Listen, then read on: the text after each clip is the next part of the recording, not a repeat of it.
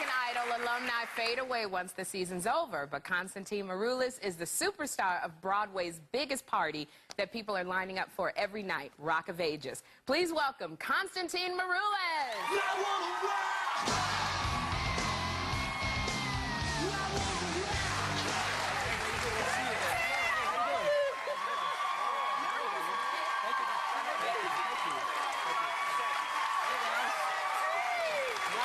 This is awesome. It's so awesome to have I can't believe I'm here. This is so cool. Well, I still remember the American Idol shots of you, like, into you kick and look into the camera. And, yeah, you know. Wow. Congratulations, because Rock of Ages was nominated for 5 Tony Awards. Yes, yes. Oh, my God. Very lucky. And congratulations to you, because you were the first American Idol ever that was nominated for a Tony. You were the first, so congratulations. I was. Thank you so much. What a blessing it's been. It's been an awesome ride. Now, we were a big hit, like, off-Broadway for a while, and then we moved to Broadway, so... it's awesome, you know. Yeah, people are having a great time. Everyone who comes out says they have a great time. Yeah. It's ridiculously fun.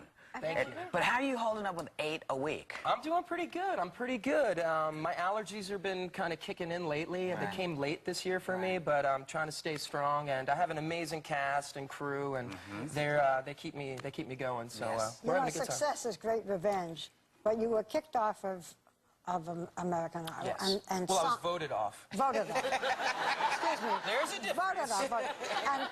And Simon said something that one night when I watched, he said, I don't want to be your neighbor because I hate to have to listen to you every night. Well. And then he said, I think the performance was akin to a waiter in a ghastly Spanish nightclub. So were you now going, yeah, yeah, yeah. Got nominated. How do you feel about Simon these days? Oh, Simon's a great guy. And you loved everything he said about you, right? I did, because it made me who I am today. You know, it continued. You know, I was used to sort of the abuse from teachers. I went to the Boston Conservatory, so I had a very tough sort of curriculum there, and teachers that were hard on me. You were used. Yeah, I was used to it, so I just took it with a grain of salt. He said many nice things about me too, and we're very professional. Well, thank you. We're good friends, and really? Yeah, we are. Has he seen the show?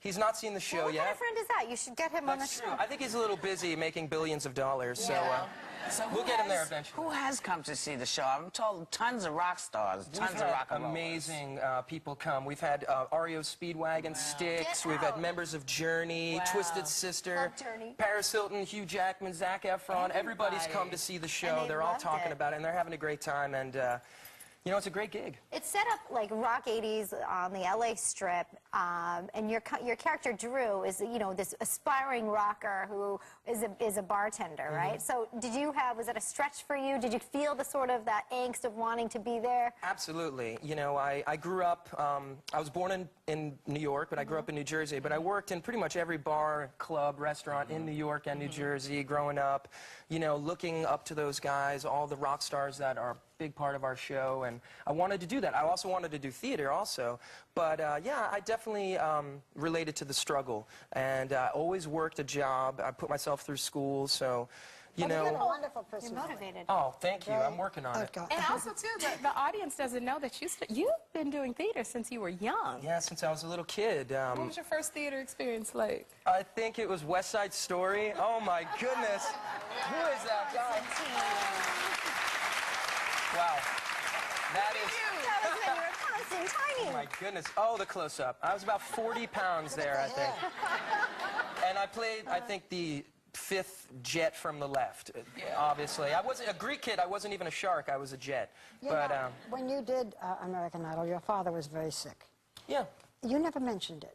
Now, other contestants did bring in their personal lives and their personal angst. You didn't. Well, you know, I grew up in the theater, and I had the sort of conservatory background, and it was really about the work for me, you know, and my personal life, you know, I wanted to keep that to myself. I wanted people to judge me for who I was and for my performance, and for, you know, if they liked me or not. And, you know, my father got to watch me at home, and the whole experience was happening so fast. I kind of wanted to keep my family out of it. We're very private. We've gone through a lot. Lost my cousin in 9/11. You know, not long before before we were on the show and all that, so my family was a very private thing for me. So, but he's doing pretty good, and you know, he's able to watch me on television, and they're so looking forward to this. My goodness. So, Constantine, hi Mom, hi Dad. I got this burning question I have to ask because I watched you every week on American Idol. After you would kick and you would just like stare into the camera, what were you thinking when you looked into that camera with those eyes and just? You just made love to us. Did I? Staring in that camera. What was on your mind? Not much. Not much. Not much.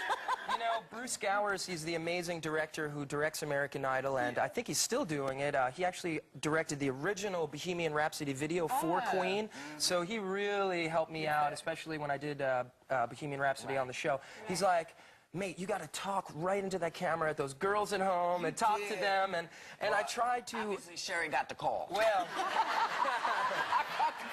It just sort of worked out. I felt like I was, like in acting, when you're acting a song, I felt like I was communicating to someone more specific. And tell people to come to your show. Is this the one right here? Yeah. Yes. All right, people, we love you, the View audience, but Rock of Ages is where it's at. It's the hottest show in New York. We're taking over Broadway. Come, have a great time. Remember an awesome time in your life. Do that look. And I think I've retired it. I don't know. And everybody at home, please stick around. Because when we come back, Constantine is performing a medley of 80s classics from the Broadway.